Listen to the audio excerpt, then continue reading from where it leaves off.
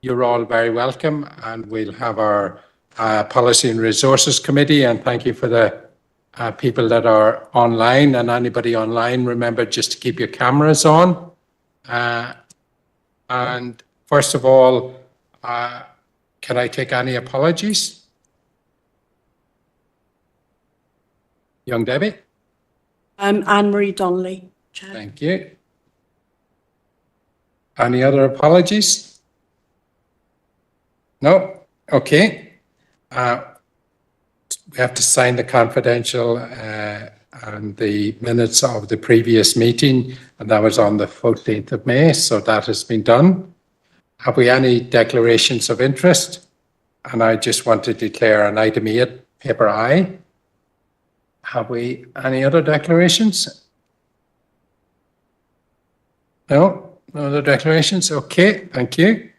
So we're going to go on then to item number 4, and that's Corporate Service and Government Director reports. And we have 4.1, consultations. So, Louise, that's you. Okay. Thank you, Chair. Members, there's one item for decision and 2 items for information.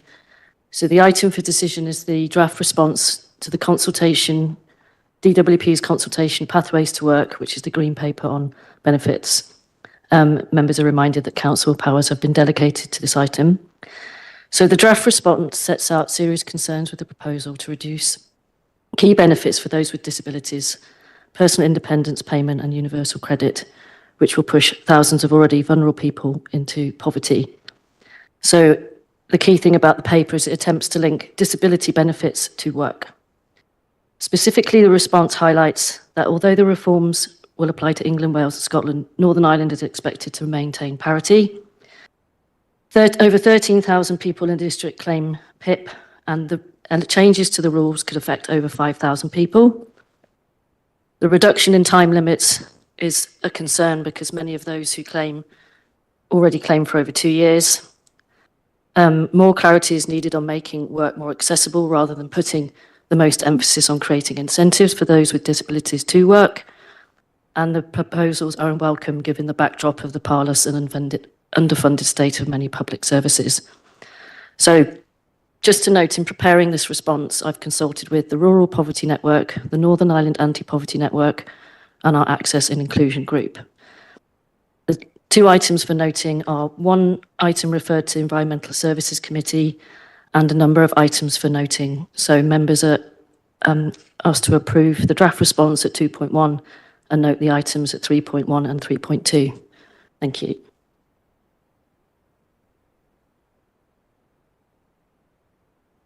Thanks, Louise. Victor? Thank you, Chair, and all the best for your incoming year. I know I left that seat in good condition, so I expect it to remain the same. My very best. Obviously, we had a good discussion on this at last week's Access and Inclusion Committee, and I certainly don't want to go over everything that was discussed there. I think it's obviously very important from somebody who has a disability that the outcome of this DWP, call it what you want, is fair to and equitable to everybody. Because let's be honest with you, there is no doubt the system in the past has been abused, but we don't want that abuse to reflect on the people who are genuine claimants, and we obviously want those people who are genuine to remain in the system, so to speak. So with that, I'm happy enough to propose the recommendations as listed. Thank you, Chair. And you're also the noting of the, yes. Okay, thanks, Victor. And have we a seconder? Debbie?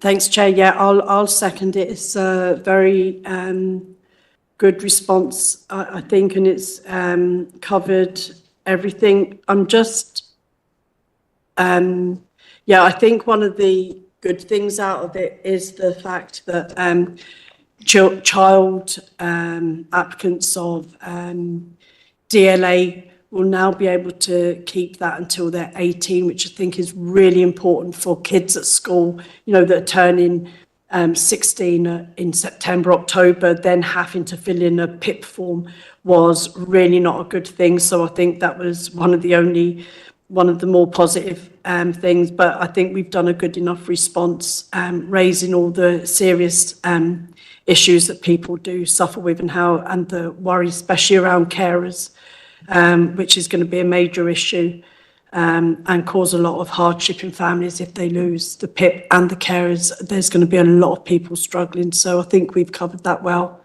So I'm happy to second. Okay, thanks, Debbie. Are we all agreed, members? Okay, thank you. Catherine? Jill? So, Chair, yes, the next paper is around seeking approval for the 3-year Council Equality and Disability Action Plans. So it's to seek approval for the plans and also provide an update to members on the recently completed consultation exercise in relation to both of these plans. So as you'll be aware, the Equality Action Plan that we have contributes to the Council's compliance with Section 75 and also sets out how the Council plans to address key equalities across the district. And for the Equality Action Plan, we've worked on a thematic basis, so there are 5 themes and 33 actions proposed under those themes: community and wellbeing, employment, council services, and staff development and internal resources. So actions around council work in that area, things like the age-friendly approach, the work of the age-friendly officer, the work with the traveller community, the focus on equality within the community wellbeing plans, the labour market partnership around the employment theme and also supporting the region and the focus within that, things within the waste service like assisted bins, and also then within the staff training and development, the extensive staff training programme that we have in relation to the Equality Action Plan and supporting staff with things like with reasonable adjustment. In relation to the Disability Action Plan, so that sets out a series of measures which outlines our commitment in regards to our statutory obligation with Section 49A of the Disability Discrimination Act. And again, we've gone with a number of themes for that action plan, really to ensure that it's clear, it's straightforward for our staff and for our wider stakeholders and for yourselves as members.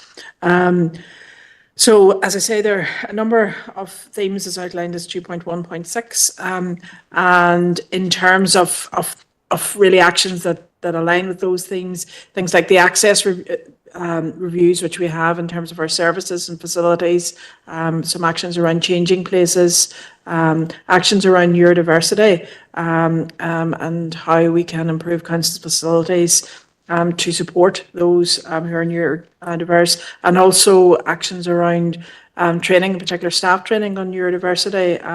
We had very recently very high quality training from Autism I for all staff as part of an engagement event, and that was very well received.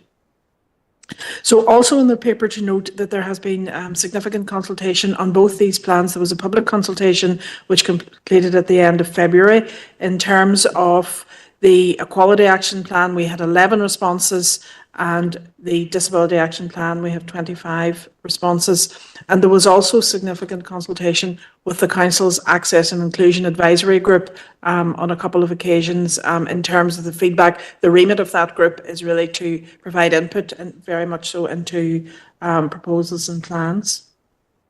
So the recommendation from this report is that the Council approves both the Equality Action Plan for 2025-28 and the Disability Action Plan for 25-28. Okay, thanks, Jill. Okay, members, have we any thoughts, comments? And if not, can I have a proposer and seconder?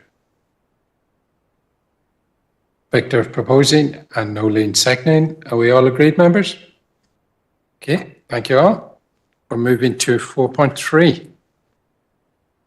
Catherine. Thank you, Chair. Good evening, members. The report is the draft financial position for the year end 31st of March, members, and there are 2 appendices to that report.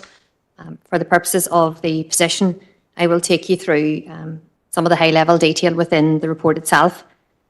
Within the first section, 2.1, members just noting the estimates of income and expenditure for the council for the year end 31st of March, with the net expenditure costs to be funded by general grant and district rate income for 24-25 of 46.7 million. The capital plan members estimated for 24-25 and updated then as part of the 25-26 estimates process was 9.9 million. In Appendix 1, members then, I suppose, highlights in a couple of different ways the underspend against budget then at the 31st of March 2025. These figures are still in draft, members, as we work through the finalisation of the full statement of accounts. So within the overall position then, members, the surplus in the draft figures is £129,870, which will increase the council's general fund balance to 4.515 million. The total net operating expenditure for 24-25 was 41.35 million, and that does include exceptional income from the VAT refund of 525,000, which is included in the report and has been previously presented to this committee. And that net operating expenditure is against a budget of 44.27 million. Total cost then to be financed, members, in the draft position is 47.47 million against a budget of 46.724 million. Just to note, members, the draft position was presented to the Council's audit panel meeting on the 5th of June, which was just last week.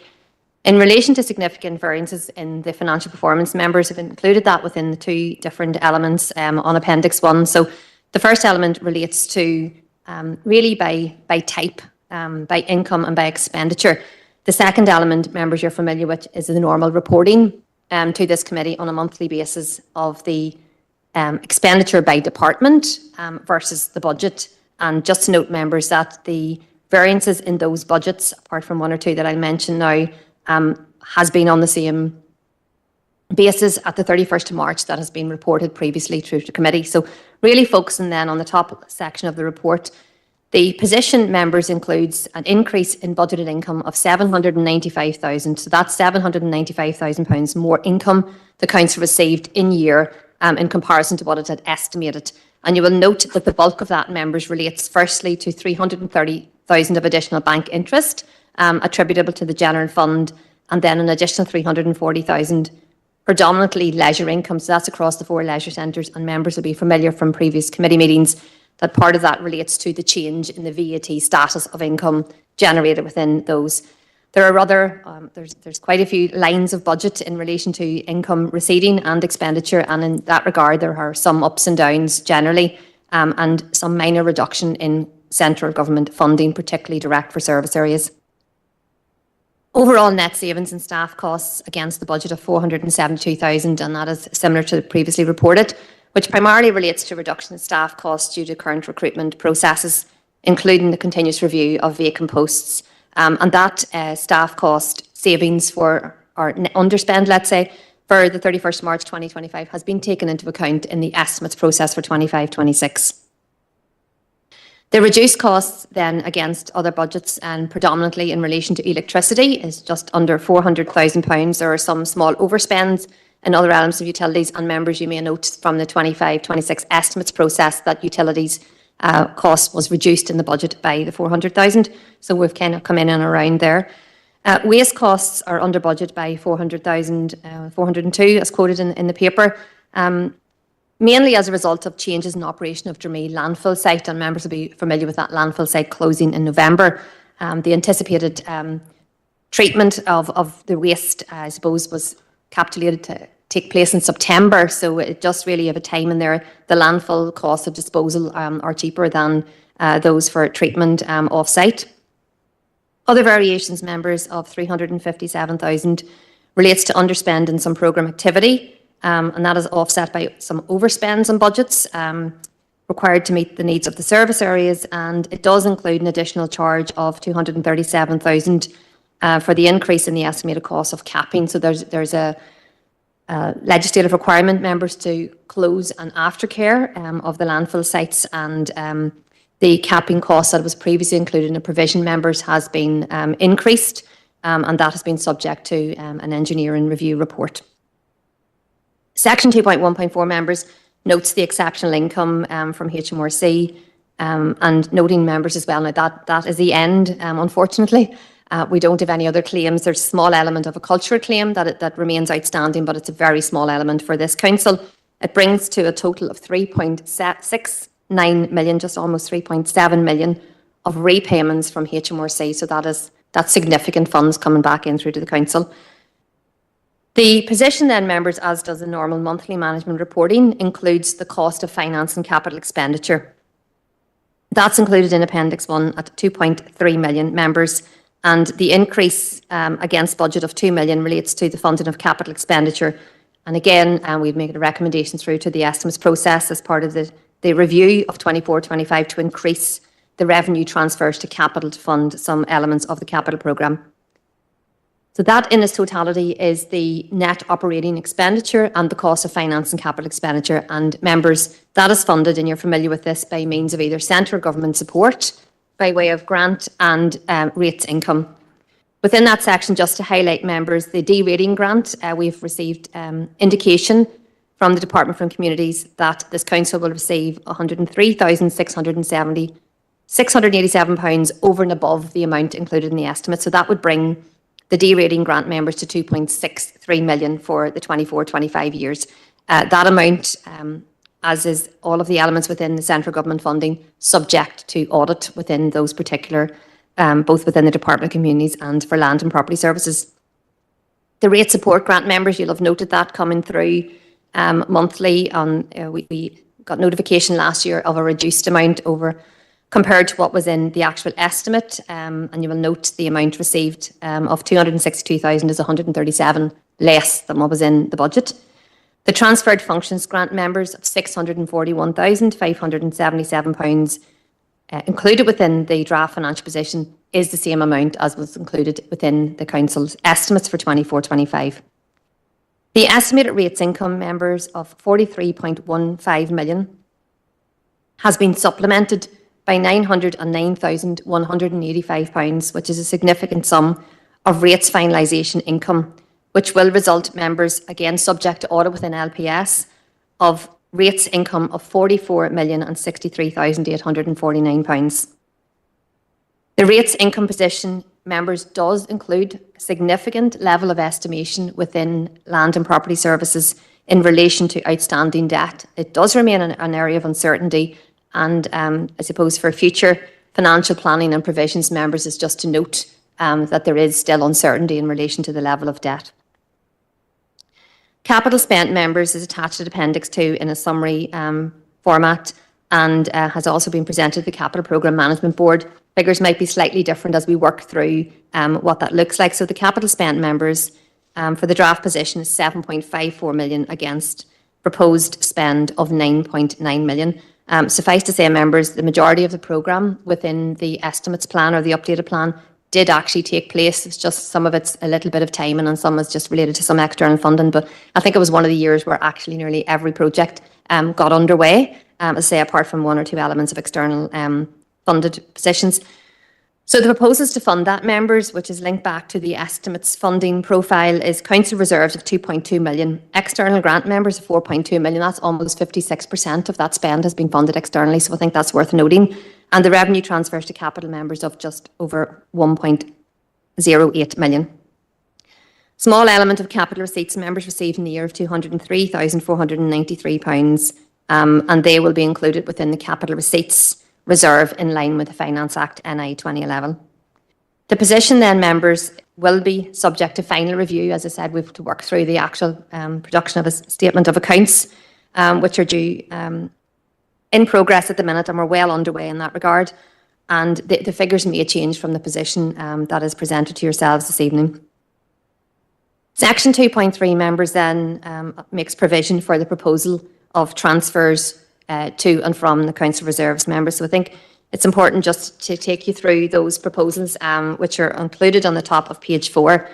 So within the estimates themselves, members, council approved transfers to reserves of 1.45 million. So that was £950,000 to the capital plan and £500,000 for the Persian renewal. Within the estimates, members, the Council also approved the transfer from the COVID reserve of £1 million. Also included within the estimates process, members, was a provision to allow for future costs and really to have those funded in advance of the next election. That figure, 70,000, members. For the purposes of transfers, I have rounded that up to £100,000 for your consideration this evening. Transfers, members, to the Capital Fund, it's recommended of 2.725 and above, in addition to the 950,000 that was previously approved. And the detail of that, members, is on Appendix 1, just down at the bottom. And really focusing on part of that is the 900,000, members, of additional rates support, or no, it's not rate support, sorry, rates income coming through, and the remaining surplus then of the income and expenditure. Also, members, is an element of which is provision for, again, of renewal and repairs fund of 500,000. And members then just finally noting the bank interest receivable that is specific for allocated reserves. That is a separate transfer to those specified capital reserves of 932,000. So that brings the total proposed transfers, members, in the year to 4.707 million. Just by way of noting, members, under section 2.4, as we move forward within the team to produce the statement of accounts, to comply with the Code of Practice and Local Authority and in compliance with the Finance Act NI 2011, there is the need to apply assumptions around accounting for retirement benefits, accounting for the closure and aftercare provision of the landfill site, and the valuation of freehold and leasehold properties. That's through the latter Land and Property Services, the use of, I think it's Taggart's, for the landfill site also, which is not really mentioned there, and the use of the Council's Treasury advisors, and the Aon Hewitt, which is the actuary for the accounting for the Nilgus pension scheme.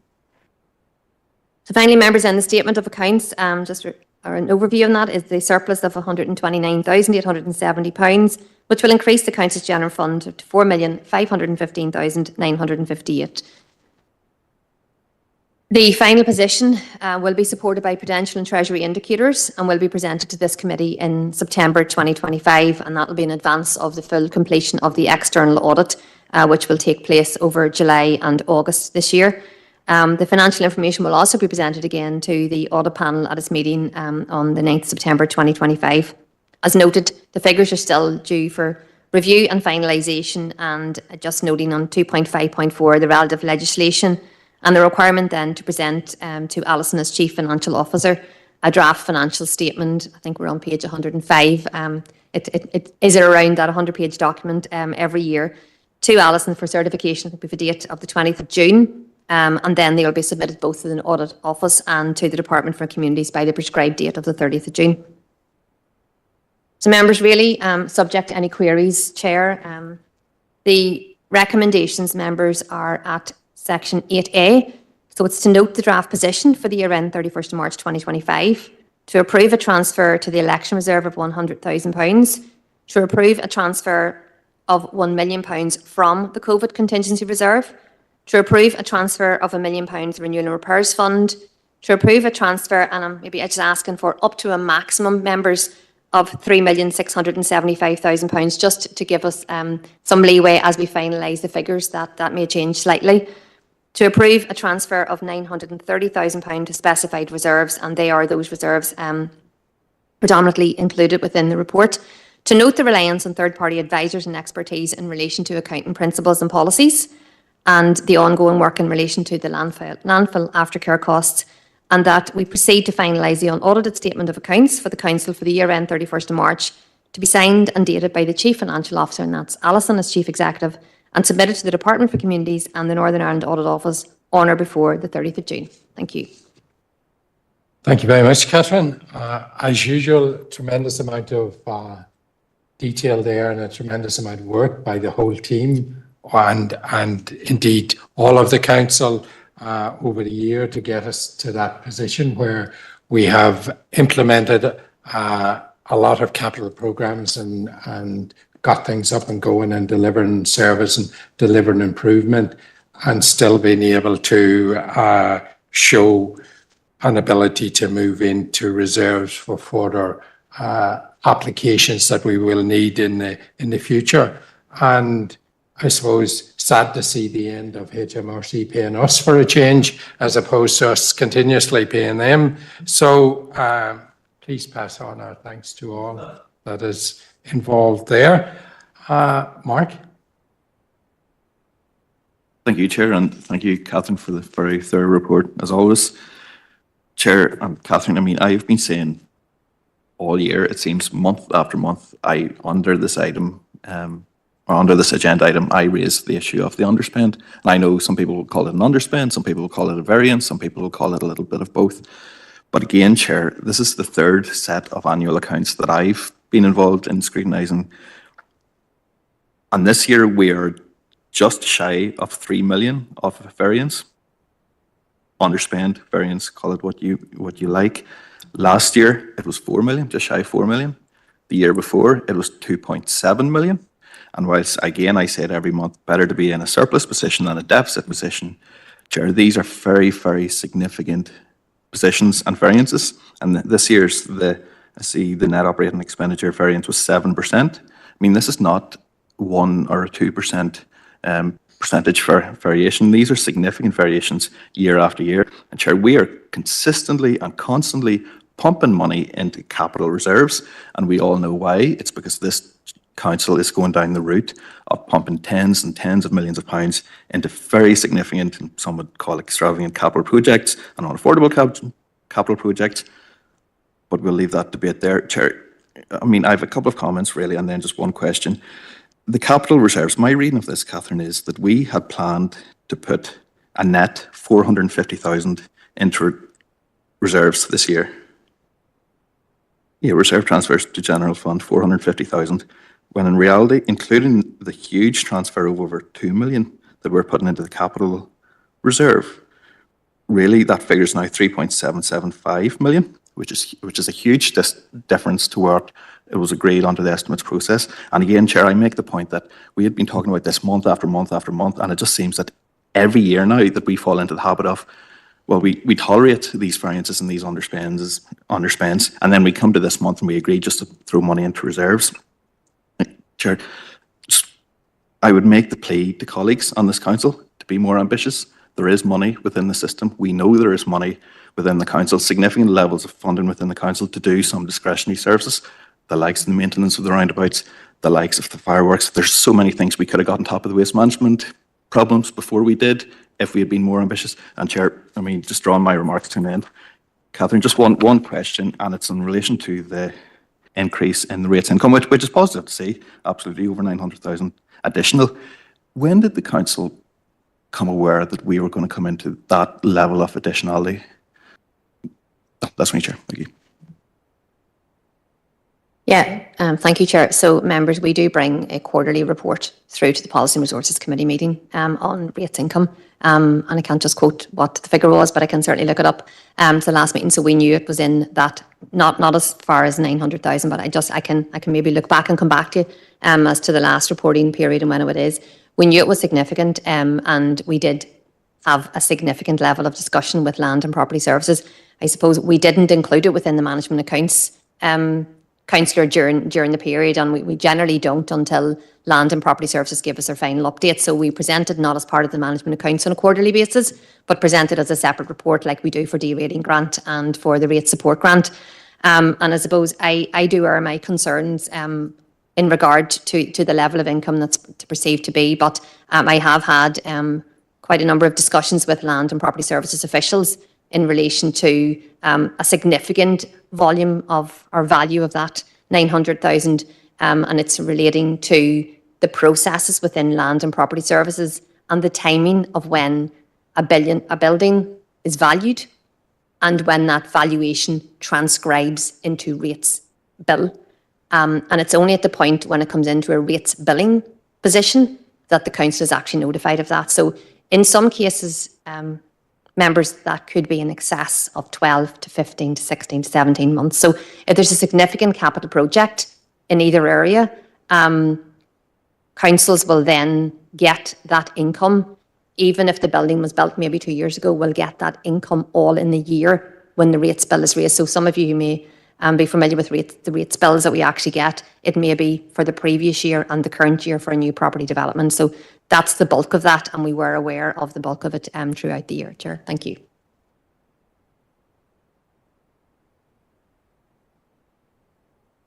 Yep, slightly different tack. One, I think it's always useful if we present a budget and we actually, to a certain extent, underspend or we get additionality. And I appreciate what Catherine has said. There's some of the figures we cannot count on at the start of the year when we set up the estimate process. They only actually come to fruition towards the end of the year. Even though during the year we may be made aware, we still can't count on them. But I take on board what Mark, my colleague, is saying in regard to going into the next round, preparing for our estimates towards the end of next year. There is a pattern to a certain extent emerging here in our regard. We are a frugal council. We have sort of cut back and we've shaken and shifted, but still we have to deliver a service in numerous areas. And there's some of the discretionary items, I think, over the past number of years, because of the fiscal pressures that have been placed on us by the greater economy over the last 2 years, particularly in regard to the cost of living and the outturn of that with regard to ourselves in salary and wage increases. But I think to a certain extent that is stabilising out. And maybe now there's a time that we could review some of those peripheral items that we did have to sort of shave down a bit and cut back and maybe cut out completely, that there could be a time to look at those. So my plea is, I think on the back of what Mark is saying is, Jill, when we're preparing for the estimates, if we could have a look at some of those items and maybe some further items. And I know they're not going to kill us in regard to budget, but at times some of those items are greatly appreciated by our constituents, and I won't go into what they are or where we are. So that's one thing. I understand why you're transferring to reserves, irrespective of certain views, and I understand that, and it is good to do that. And we have set an estimates process, our list for capital and revenue through a year, and to be fair, we're sticking to that, and that's the way it should be. My question, I think, is going back to Dromee and Glassmulla. If my memory serves me correct, we originally budgeted, I think, about 7, 8, 10 years ago for an aftercare period of 40 years for Dromee.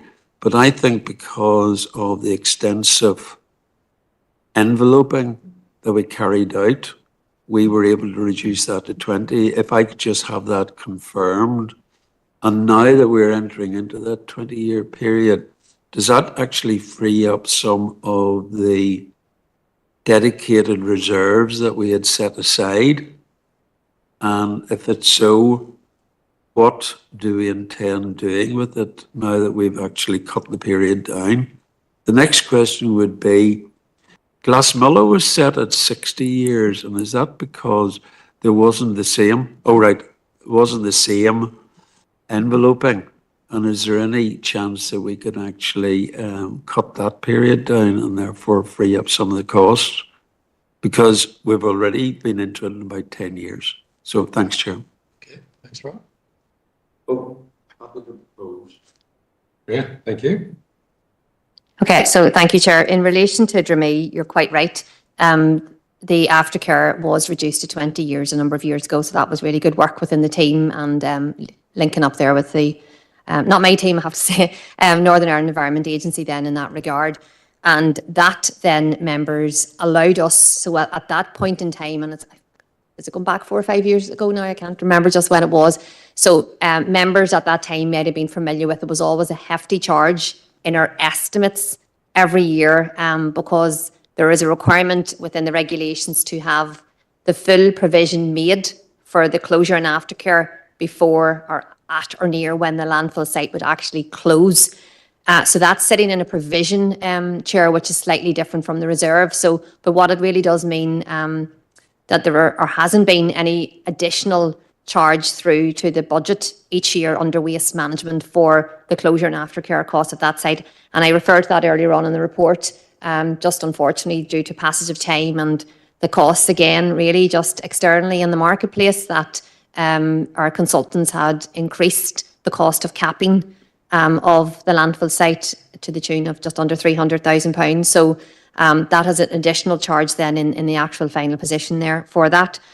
So year on year, then we would look at the actual cost of aftercare of the landfill site and compare it against the provision, in the hope that we have enough there.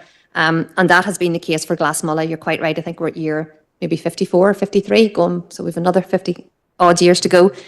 So we review that on an annual basis at this point in time, and grateful that the provision that's there for Glassmullah is holding up. Without going into the technicalities of, because I'm certainly not an engineer, of the landfill sites, my understanding is that because Glassmullah is not an engineered site to the same level and capacity of Dramee, that there may be limited capacity within NAEA to review that provision, which is unfortunately you're quite right, at 60 years and has a long way to go before it completes out.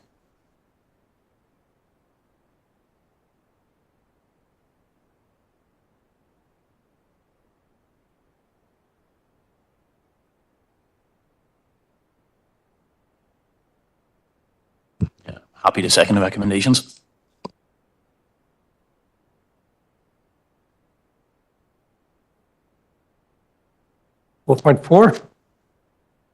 Chair, thank you. This agenda item is the annual governance statement for the council for the year ending 31st of March 2025. So the governance statement demonstrates really how the business of the council is conducted, and that it is in accordance with the law, with proper standards, and that public money is safeguarded and properly accounted for and used economically, efficiently and effectively. And the council is responsible, in order to align with this, responsible for putting in place proper arrangements for the governance of its affairs, and to facilitate the effective exercise of its functions, and how we really effectively we do our business, and also arrangements for risk management. So the governance statement is attached as an appendix, the draft governance statement. And in terms of the structure of it, so the first part of the governance statement really outlines the systems of internal control that we have. So there are key elements of that. Those are aligned with the SIPFA code. So there's a template standard of, in terms of suggested governance framework that we report against, and what we've done in the governance statement is consistent with that code and the key elements of processes and systems that comprise the overall governance arrangements in the council. So you'll see that as the first part of the paper. Also aligned with the assurance statement and the governance statement, so we have a responsibility on at least an annual basis to review the effectiveness of our governance framework and our systems of internal control. And there are various mechanisms the way we do this. We have annual assurance statements provided by all the directors and all the heads of service in relation to their areas of responsibility. And we also have the work of internal audit. So the internal auditor carries out a number of reviews and assessments throughout the year, and prepares an annual report in terms of the state of the council and the effectiveness of the governance framework.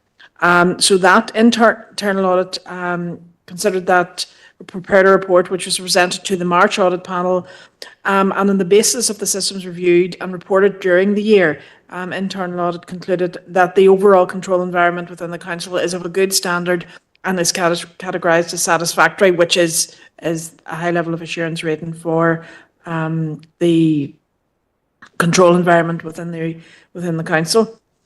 Towards the end of the governance statement there, you will see that then we highlight a number of issues presenting a significant risk to the council, as is standard on these statements. So there are 4 key risks that we consider for the year ending March 2025 that are significant for us as an organisation.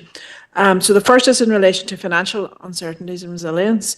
So given the current economic climate and the increasing pressures that we face on costs across the organisation, particular payroll costs, local and national pay agreements, the employers' national insurance contributions which came into play in year, and also external market volatility. And we see that almost on a daily, weekly basis. So that puts pressure on costs, in particular with regard to insurance costs, which continues to rise year on year, fuel, repairs and maintenance, again, which rise significantly, and you would have picked that up from Catherine's overview, and construction costs. The second significant risk is in relation to cybersecurity and digital services. And there has been a major increase in security threats over the last few years that we're acutely aware of, and this trend is continuing. So we have a number of both technical interventions in place, but also then business continuity plans and emergency planning in place in the eventuality that should happen. We have a cyber incident response team within the organisation, and we have a response plan, and we tested that at a whole council level in December last year with all directors, all heads of service, should that happen. There is a significant risk we've identified in terms of legal issues and industrialisations. Members, as you will know, the council operates in a complex legislative framework. There are a number of areas in terms of planning, procurement, enforcement matters, judicial reviews, employment matters, call-in decisions, information governance matters that have arisen throughout the year, and we've noted that as a significant legal risk issue. We've also noted, as part of that, a particular issue that we had in relation to the leaking of confidential information within the organisation. And we regard that as a significant governance issue, which really can damage public trust and confidence in the council and lead to a reluctance to engage with public services. These breaches of confidentiality also disrupt service delivery, and they potentially could lead to legal liabilities. So they're significant in our view. And then the last significant risk area is all around climate change, and you will be aware that we have, as a council, set very challenging targets in relation to climate change within our fleet, within our estate, and within our emissions. And really, those remain challenging, and particularly in the context that we have of an ageing and extensive asset base across the council. So that is the report, and the recommendations are that we seek approval for the annual governance statement for the year ending 31st of March, and also approval for the chairperson of the Policy and Resources Committee to sign the annual governance statement. Okay, thanks, Jill. Have we any thoughts or comments? If not, I'm looking for a proposer and seconder to follow those actions. Thank you very much. Council's sorry, Victor. It was good. Thank you. Are we all agreed? Okay, thank you.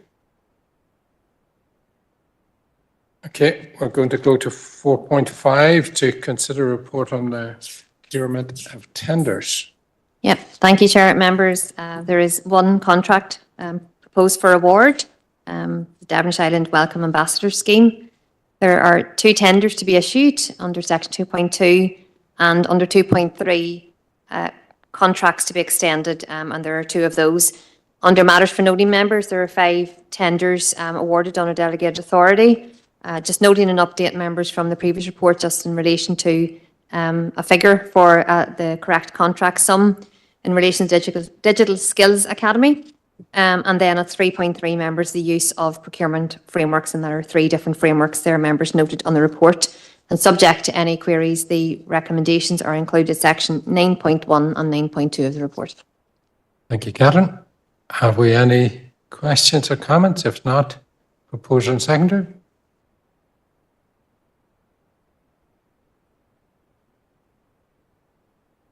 Robert? No questions. Happy to propose the report. Thank you. Thank you. And Colette is seconding. Are we all agreed? Thank you. Okay, we're moving to 4.6 now to consider report on staff matters.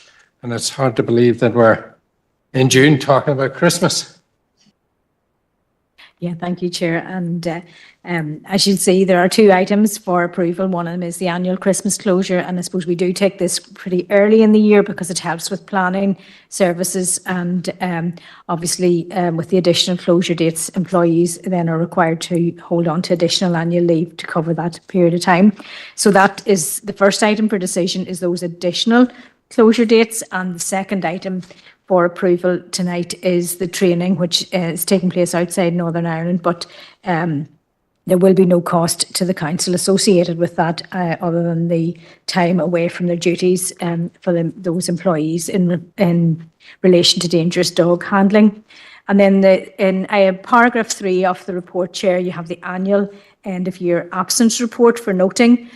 So the report is attached to Appendix 1, and I suppose some of the summary information in relation to that is we have had a year where we've recorded the highest level of sickness absence in the council, at an average of 18.6 days per employee, or lost time rate of 6.93.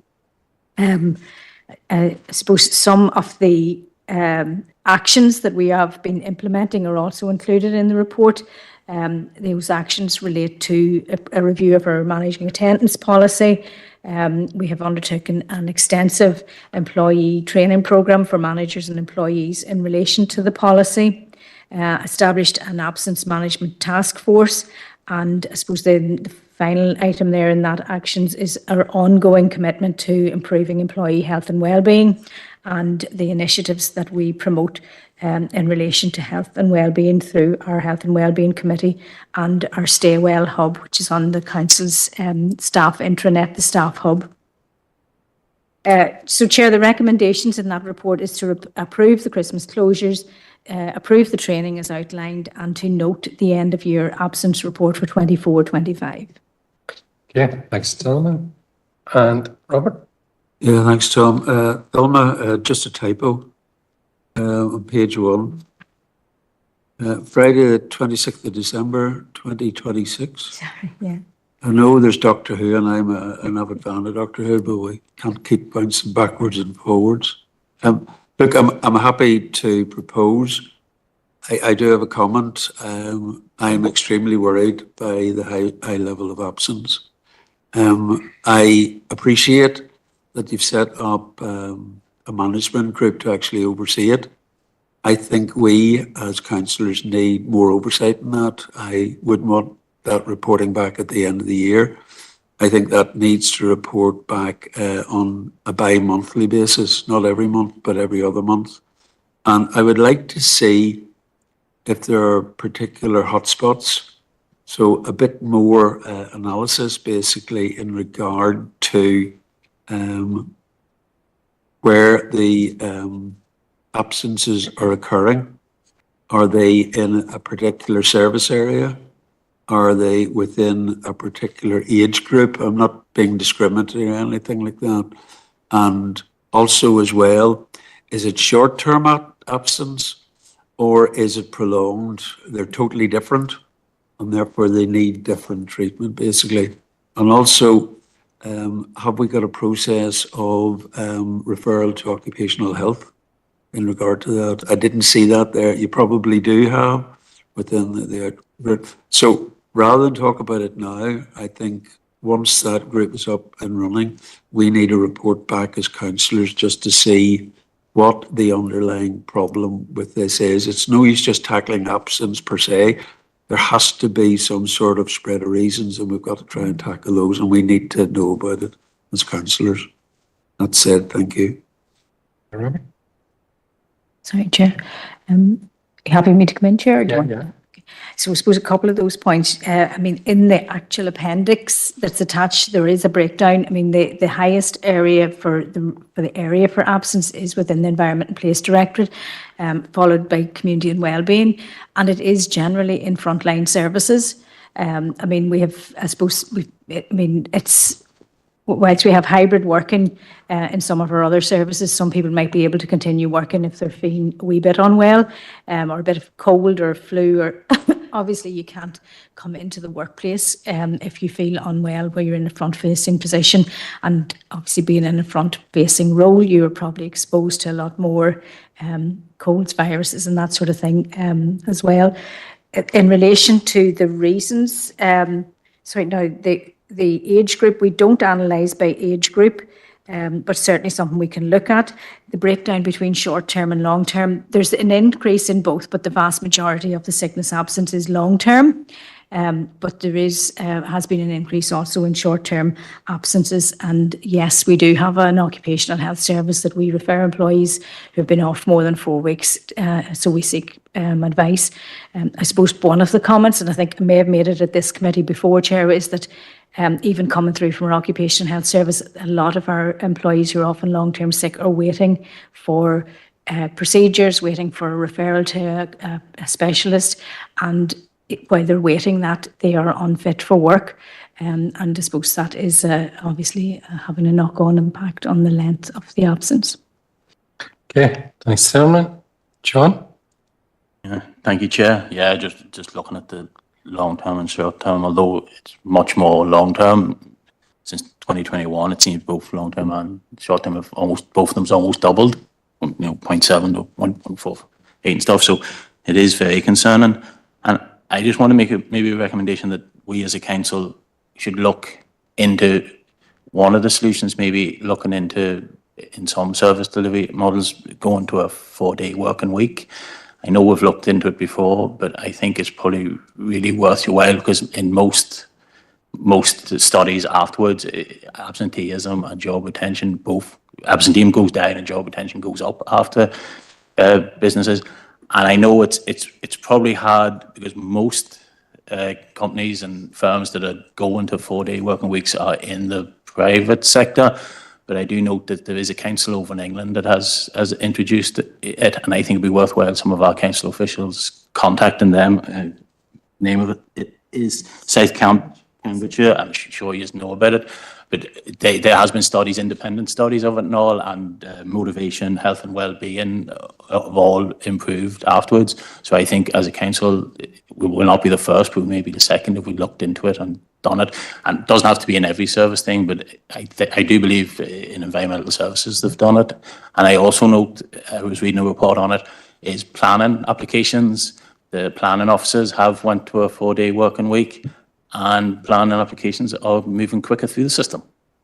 So I think it really is worth our while. So I'd make that a recommendation for us to maybe study it a bit, contact that council and come back with a report maybe. And are you happy to second the report? Thank you. John. And Mark? Thank you, Chair, and thank you, Thelma. But if I start, Chair, just on that last point, I mean, there was quite a detailed or extensive discussion only a matter of weeks ago in relation to that 4-day week.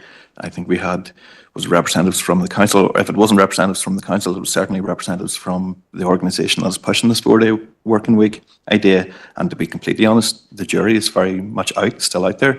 The evidence base does not exist. There are different reports say different things. Certain organisations that are pushing a certain particular agenda will use the evidence to suit their narrative, whereas on the other side, organisations that are pushing another agenda, or completely opposite agenda, will use and twist the evidence to suit their. So the evidence, so I think, Chair, it's just important to recognise. I mean, I've no problem if the council wants to engage further on that. It's not something, I mean, whenever I looked at the evidence before going into that briefing session, I looked at the evidence and it certainly wasn't there for me. And I know the UK government and the UK government department that looks after local government across the water even issued quite stern correspondence to that council, basically saying, basically telling them to stop this 4-day pilot. So there are all sorts of evidence to the contrary on that, Chair. Chair, just moving to this particular item, I mean, it's been touched upon a couple of times already. These are hugely concerning sickness figures, Thelma.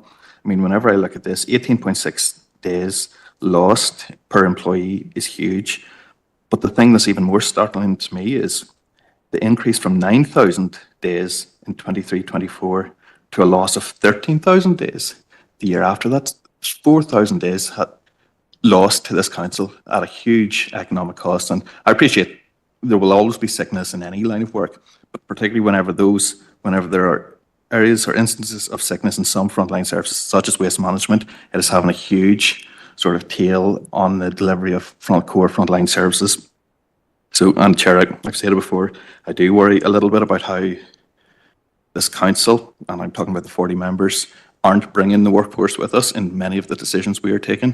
I mean, the carry-on last week, one of the many benefits, in my opinion, that came about as a result of it was the number of staff who are involved in the likes of the household recycling centres who contacted me and said, we knew nothing about this. This is indicative or systemic of the council taking these decisions, refusing to engage with the workforce. So, Chair, I do raise again the issue of confidence and the levels of confidence across various workforce groups. And really, Chair, my only comment would be, further comment would be, it's in relation to what Robert or Councillor Irvine said about drilling into the detail. And Thelma, I appreciate we have some of those details, so 5,800 days lost in environment and place, but even if it's not under confidential for a future report, if we could drill into more granular detail in terms of waste management, in terms of staff on the lorries, staff in household recycling centres, yeah. So just more granular detail, Chair, and that would be much appreciated. Okay, Thank you. yeah, fair enough. Okay. And David? Yeah, thank you, Chair, and I wish you well for your incoming year. Thank you. I suppose, like the previous speakers, I'm quite alarmed at the level of sickness, and more importantly, the increase in it. How it could go up so much within a year, it's just beggars belief. This would be having a major impact, I'm sure, on service delivery and also on the cost of the council. A quick calculation, and if I've done it right, does this 13,000 days works out about 50 full-time staff, I think, by my calculation, which will be a staggering amount, that we are losing not only in cost but in service delivery. And I too would like to see the details of what departments and where I don't want to say offenders, but the main block of people that is off maybe more often. I also note that a comparison with other councils is maybe forthcoming, and I would ask if that could be possibly emailed out to us so that I don't actually miss it when it does come, that I actually can see that. That's possible. If it hasn't been seconded, I'm happy to second the report, but It's already been seconded. I do have grave concerns about this level of sickness. Yep. Yeah. And Thelma did, give us some reasons there. Obviously concerned that there is the level of sickness, but also concerned for the issues that people have here and how they're getting treated and being able to get timely treatment and all the rest. So it's all part of the package that needs to be looked at. Debbie?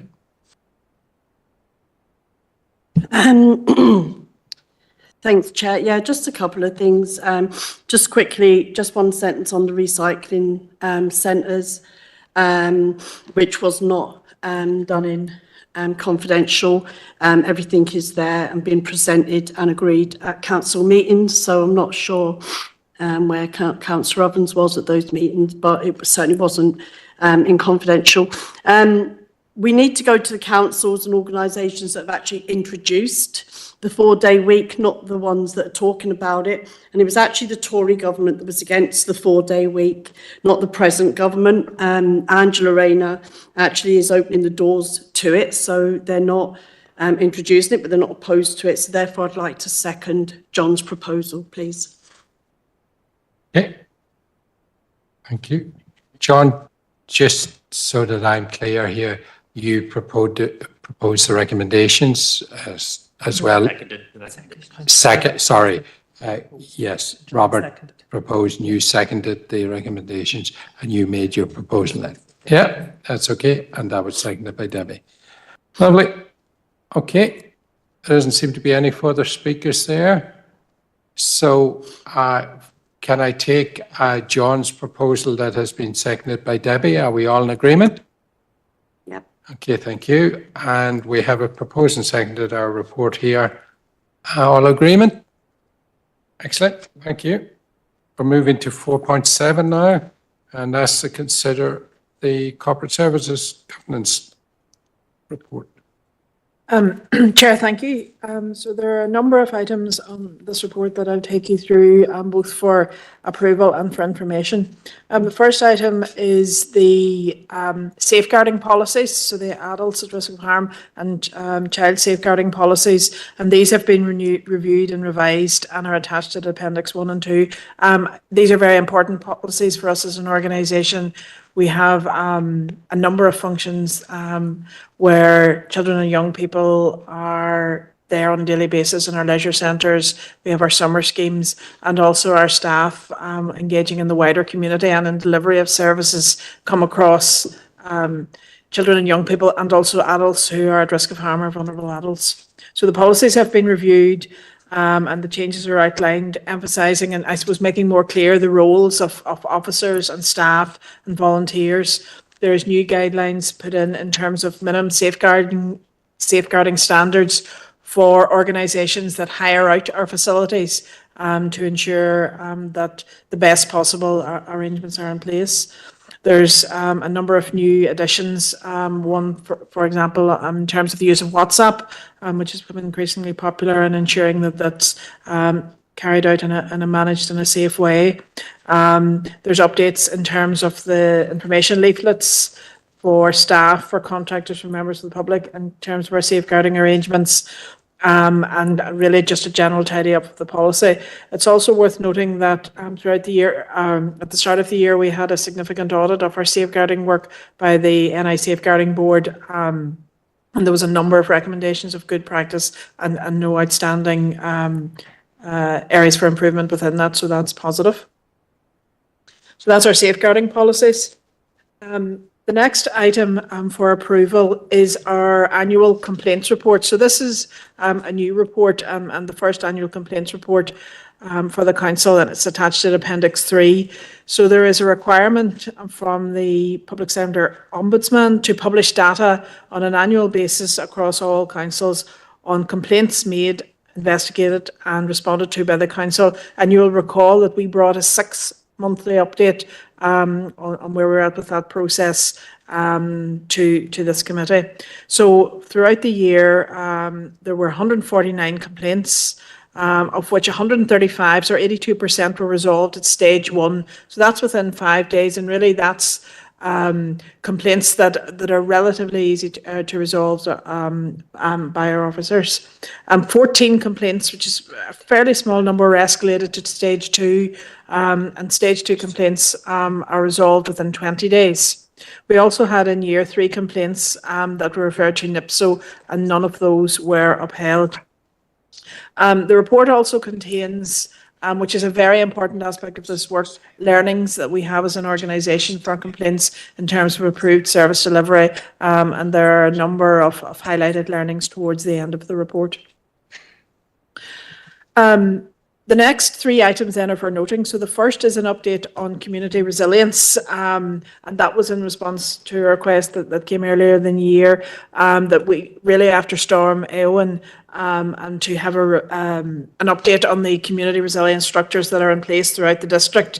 So this is something that the paper really takes you through in terms of the background to community resilience, what it is, how it came about really in response to the flooding review in the Northwest in 2017, the regional resilience group, the work of that, and then details on, currently we have 4 community resilience groups operating throughout the district in Beara, in Boho, in Fintna and in Campsie and Oma.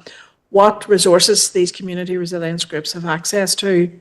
And then also just to note that there is significant work going on at the present in this area because it's an area of focus. And so there are 3 new community resilience officers currently being recruited to support this work, to support the existing groups and set up more groups in this area. And there is also, coming up towards the end of June, the launch of a new strategy around the emergency preparedness resilience strategy, and that's something that our emergency planning officer is following closely, and we'll bring back any updates to ourselves as officers and to the committee. Item 2.4 then is an update on the rural needs annual monitoring turn. This is something we do on an annual basis. The correspondence in relation to this, correspondence 6.1, is the call for this data to be submitted. So the return demonstrates how the council exercises duties in terms of the Rural Needs Act.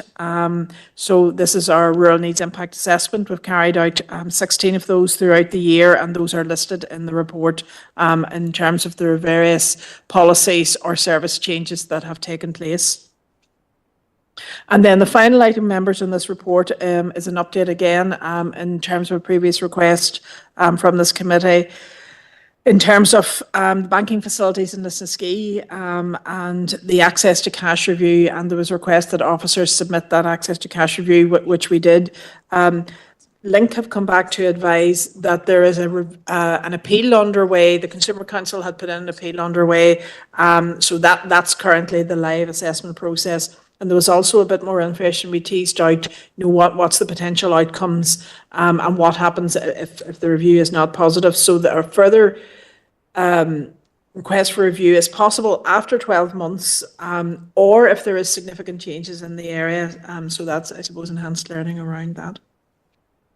So in terms of the recommendation, so it's approval of the adult and child safeguarding policies and the annual complaints report, and that the council notes the updates on community resilience, the rural needs annual monitoring return, and the update on the banking facilities.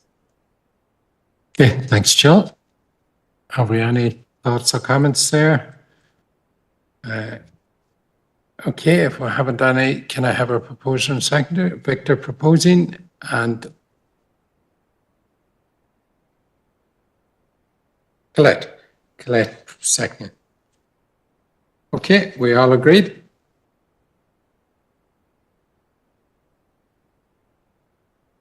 Deb? Just out of interest, the waste management number of complaints, is that including the amount of people that were calling and complaining about their bins not being lifted? Yes. So I'm actually really surprised it's only 95, because like every month you hear of these hundreds of people calling up. So this is a year and we've had 95 complaints, which, it'd be good if it was lower. But I'm actually just really surprised that that is all it is, considering there are a larger number of people who ring and seek clarification on when their bin is going to be lifted and when the service is, and those are resolved. And it's really an information. These are where actually put in a complaint and said they're on, but yeah. It's okay, thank you. Okay, thanks, Deb. Okay, we're moving to 5.1. Yep, thank you, Chair. Members, just a few items here in the report. Firstly, it's in relation to our nominations to subcommittees. So at the June 2023 Policy and Resource Committee, it was agreed that we had established two subcommittees, one in terms of health and social care and the other in terms of rural affairs, and both would comprise 11 members, and the current detail of nominations are included within the report. It was also agreed that we would rotate the chairs of the vast majority of the working groups, but also the subcommittees on the basis of party strength. So as we're moving into year 3, that will fall now to the Democratic Unionist Party. I do know, Chair, there was some discussion at the council meeting just regarding the annual meeting regarding the constitution of the health subcommittee, but that could be something, if members wish to revisit, we can obviously do so again. I've just put a note, Chair, in relation to the income generation working group, and members will be aware this was established following the April 24 council meeting. We have had difficulty in securing a quorum for a number of meetings, and the last two were in Corrit. Now, the feedback from members has been that generally you're satisfied that there are existing structures through which ideas around income generation can be brought forward. So as a result, we'd be suggesting that that group would be paused, but could obviously be recommenced again at any stage. And then lastly, an update really, members, regarding the work from ICLRD. We did have the health workshop last week. I know a number of members were in attendance, and thanks for that. It was a well-received event, and the member-specific briefing will be held at 3 p.m. on the 3rd of July via WebEx, and the invitations have issued. So the recommendations really just are, Chair, around the approval of the approval of the not sure. Yes, Jim's been Like it's gone on. Oh, right, okay. Of the composition of the Health and Social Care Rural Affairs Subcommittee. Obviously, party nominating officers can change membership at any stage. Continues to integrate the work of the Income Generation Working Group within existing structures. And finally, notes the arrangements for the ICLRD briefing on, I know I've said the 4th of July there. Sorry, Chair. I think it is the 3rd. It's the Thursday of that week. Thank you. Okay, thanks, Alison. Debbie? Thanks, Chair. Yeah, I just would like to propose the recommendations, and just to comment on the ICLRD event last week. It was very, very good, and there was lots of different agencies there, and I'm looking forward to the briefing that we're going to get in July, because it went very well. Okay, thanks, Deb. David? Thank you, Chair. Just in relation to the Income Generation Working Group, I'm assuming that's not the inward investment. Aye. So if I could just mention that, the last few meetings, because I know they're during the day, I do struggle to get to those, and I've missed a couple, so I don't know if it's possible maybe to look at that again. I think those are on a Thursday maybe, or the... Certainly, Chair. I can speak with Sinead as Director and the members. That we can look at the timings if that's problematic, of course. Thank you. Just before I do that, is that income regeneration the same as the inward investment? No, it's different. Two. So you can do whichever. Yeah. Okay. David, are you happy enough to second for me? Thanks, David. Okay. There's nobody else indicating. One of the issues here is always meetings that happen during the day, is finding people that are around to be able to keep those meetings scored and keeping them going. And there's a lot of vital work that goes on, and it's becoming increasing the amount of work that needs done during the day and all the rest of it. So that needs to be fed up the line when people are making decisions about councillors and the overall way councils are running, the vital work that local government does, and the need to ensure that there is people adequately paid and resourced to be able to be there during the day to do that important work. The Income Generation Working Group that Alison has referenced here in her report, and we have agreed to, I think, pause. It might be a good idea to undertake the work of that in the Capital Oversight Group. So if people were content with that, I'm looking for a proposer and seconder that could happen. Debbie, you proposing? Thank you. And Mark, thank you. I think it's an important piece of work. It just needs to continue on. Okay, are we all agreed there on that proposal and on the report? Okay, thank you. Moving to 6.1, correspondence. Yes, Chair. This has actually been referenced in Jill's Director's report. So it's the requirement for us to complete the Rural Needs Annual Monitoring Report. So really just for noting, and we have actioned that accordingly. Okay, so that's for noting. And we'd have a proposer and seconder for that. Victor, thank you. And seconded by Elaine. Thank you. Okay, we're moving to 6.2. Thanks, Chair. This is just it's from the High Sheriffs Association of Northern Ireland, and it's just regarding the protocol associated with attendance for High Sheriffs at various events. So again, just for noting, please. Proposer and seconder. David, thank you. Seconded. And John seconding. Thank you. Okay. Any other?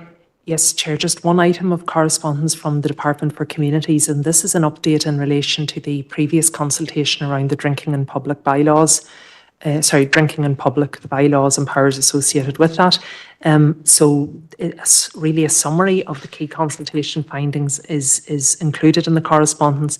And the next stage now is for the council to give views on the suggested amendments which DOJ are proposing to bring forward.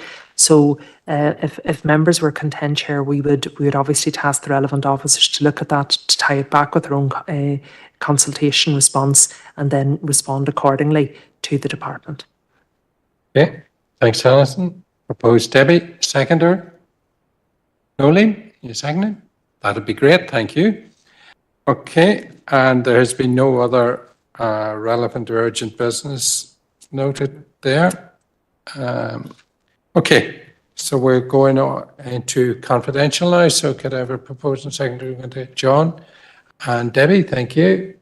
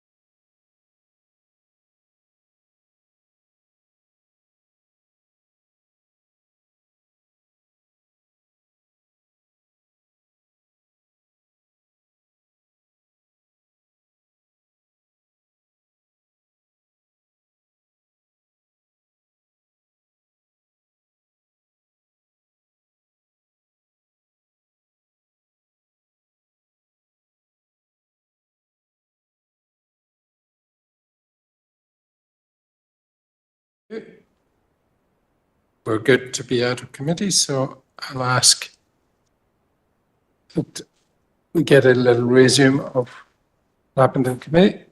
Thank you, Chair. While in committee, the council considered the confidential report on staff matters, confidential report of the Director of Corporate Services and Governance, and agreed a series of recommendations. Okay, thank you. Propose and seconder. Elaine and Victor is seconding. Okay, members, thank you all.